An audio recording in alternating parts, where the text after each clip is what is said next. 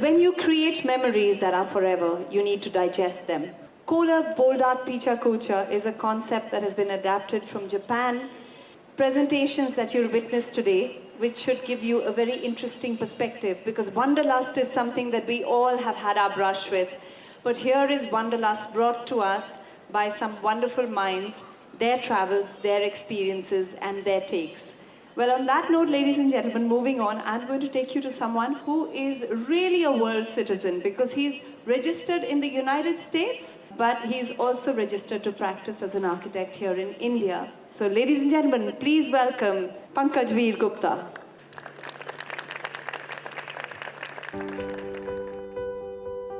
Design for us at Veer Mueller Architects is a way of being in the world. It's a way of making sense according a kind of rational framework for human beings to exist in the physical world. So I actually think that design, while anchored in a context, has some basic principles. Design relates to materiality, to craft, to culture, to physics, to chemistry. So I think it's a very all-encompassing, rich field which engages people all over the world. What I'd like to talk a little bit about is the journey of Veer Mueller Architects. We were founded, Christine Mueller, my partner, and I founded Veer Mueller Architects in 2003. Christine grew up in Geneva, was educated in the US. I grew up in New Delhi. I was educated in the US. So we bring the experience of living, working, and studying in 3 continents, Asia, Europe, and America. And we've assimilated and distilled those experiences into the way Veer Mueller works. I think when it comes to people recognizing us as leaders in the design profession, it has to do with simply one thing: integrity. Our office and our methodology is really appreciated and known for being rigorous and being very thoughtful in terms of assimilating clients' inputs and accepting the most charged possibility of a place. We live in a world which is very fluid. 100 years ago, it was quite likely that an architect or any creative person would be born, would live, and would die within a 500-mile radius of where they were from. Today, people cross and blur boundaries all the time. And I think the idea that you have a wanderlust, this urge, this desire to travel, to explore the globe, and bring the lessons of that exploration back to your work as a designer is fantastic. So I think it's a very timely thing to have these very short, intense, brief expressions of your life and work. But I think in a very powerful way, it also allows you to distill the elements and really edit the extraneous material out, and in a very focused, concentrated way, communicate with an audience in 5, 6, 7 minutes, which is the Pecha Kucha format, who you are, what you do, why you do it. In every place that we worked, we've been allowed to inhabit the geography and the culture. So the idea of making habitation or housing that is really of the earth, of the place where it's born, became really important to our practice. And also the idea that you scale and frame views of the landscape, again anchoring the building to a sense of place, super important to us. When we go to the desert, such as Ahmedabad, we looked at not just the stepped wells in Adalaj, but to our memories of playing snakes and ladders as children, or the idea of touching red sandstone at the Red Fort. And so here's the courtyard of the university, of Ahmedabad University, where the snakes and ladders stare and the red sandstone of Red Fort crystallize into maybe an open-air loggia. So the idea of making space and linking it to material stays intrinsic in all of these works. And often this leads us to more seemingly banal projects, but then we plumb the depths of our travel experience. So for instance here, this is a think tank for a research organization, the Council for Economic Research, where we use the idea of paper fans to create a facade. These are sandstone fins used like paper fans, and here's what they do to the inside. This is when the sun comes streaming in through that sandstone, and really by illuminating that entire corridor makes the space alive. As a kid, I was always perplexed by the Last Supper. So when we were asked to design a restaurant in Delhi, I thought of the Last Supper and I said, how do you design the opposite of the Last Supper? A place where people are gathering for a really happy meal and lots of drinks. And here's when you etch the edible leaf on basalt stone, when you create really festive colors in Italian soft leather, and you take Udaipur green marble in really thick slabs and you sculpt it as if they were icebergs floating in the sea. Thank you so much. Let's have our next presenter for Kohler Bold Art Pecha Kucha, and that is none other than Viraj Kataria.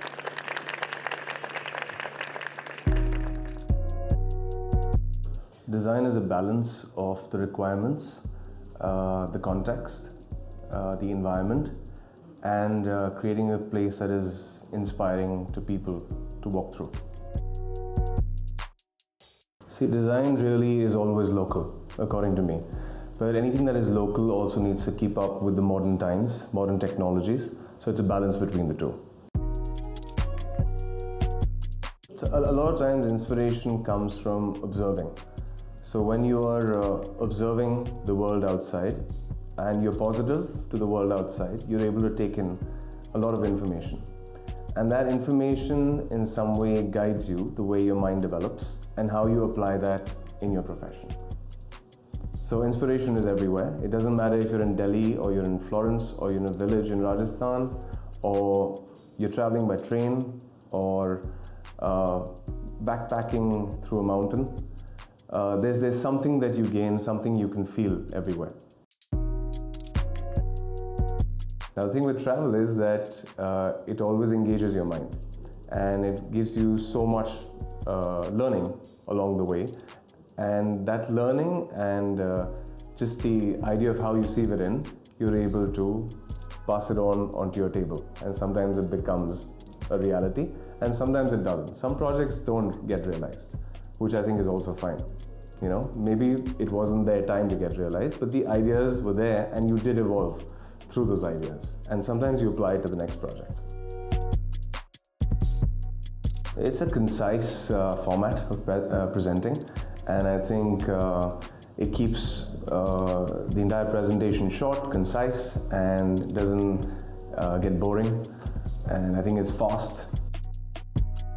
I feel this discussion really begins with the idea of the self. Now, the self for me is a collection of images and events of our existence and the spaces in which we've existed. There are these abundant experiences that we've had in our lives, and all of these shape us to make us who we are and what we might create in the future. And I really feel that travel and wandering is one of the key aspects when you actually feel this well-being. I also feel that there are different kinds of travel. I was 17 years old. I had first left Delhi and I reached Ahmedabad. There's an architecture school there. Travel came to me and the university inspired us to look beyond and to question and to think about ideas that were out of the ordinary. Through the years, I discovered different cultures, different types of buildings, architecture.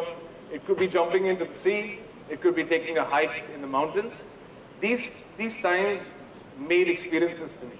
These experiences made me who I am and in some way inspired me to imagine, to create. Thank you. We have another legend as our next speaker, and that's none other than Andrzej Kowalski.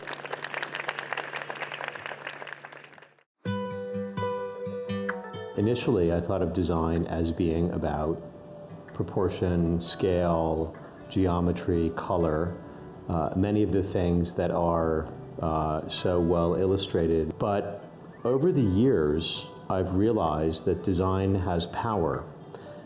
Design, like any good art, can create emotion. In our work, we try to create spaces where people can casually interact with their neighbors, where they can engage in conversation. I think that is the context that is most in need of our attention. And that's not to say that as architects and designers, we want to reimagine the world and redesign the world. It's just very simple. We want people to engage each other. The town where I was born was next to a historic part of the country that dated back to the 1600s, where some of the first British settlers came. My mother, who came to the US to study, was born in Aleppo, Syria, and raised in Beirut. So I had a sense of the power of buildings, incredible things that I could never see if I had been born in a suburb of any other city. I love travel. I've traveled my whole life. I've always gone places. First with my family back and forth to the Middle East, always going through Europe. In college, I traveled extensively. In graduate school as well, all over Europe, again back to the Middle East, to California. I mean, these are the things that give meaning to experience. These are the memories that are tied to a place. So I just see it as a visual inspiration. I think Pecha Kucha is a pretty brilliant format. I think it stops architects from talking too much. It stops us from speaking only to other architects. So I think it's a pretty spot-on idea. Imagination is one of the themes of my favorite author, Jorge Luis Borges, who taught me that you can go places that don't yet exist. We try to locate ourselves in our place. I live in New York City. Nature is precious. So the ability to relate in a visceral way, such as this sauna in Norway, is so important. And in cities, it's not only the grand monuments or the sense of history that is so compelling. It can be the leftover spaces, how a little bit of color can create a spontaneous basketball court in Paris. Travel gives us history, it gives us craft, it gives us memory, it gives us art. We see these as the forces of innovation. As we look forward, they press back on us. They're a resource. Here I went to rural Bohemia with a glassmaker who was using techniques that were 800 years old. And I realized that part of travel is awareness of our own human capabilities and our own human potential. The skill, the passion, these little things are a gift. They're a gift to the present and to the future that we make from the past. So we use those pieces, you see them here on the ceiling, to create a beautiful light sculpture inside our lobby at Hudson Yards. 400 pieces dance overhead, each representing 800 years of history. And here, this incredible meadow and this barn-like house disappears into the landscape. And it's not about human greatness, it's about human modesty. But for me, the best part of traveling is coming home. And it's bringing all these memories back and having the opportunity here to have that touch, that recollection of so many things in something as simple as a faucet. So thank you all.